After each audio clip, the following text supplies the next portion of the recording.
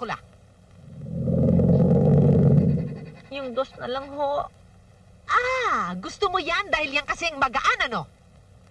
Jezebel, Yes, ma'am. dos. Dos por dos, coming. Sayang, walang pako. Ito, ma'am. Ngayon, tapos mang bruhang yan. Right away, ma'am. Ito, ang bagay sa'yo. Masyado kang mataray.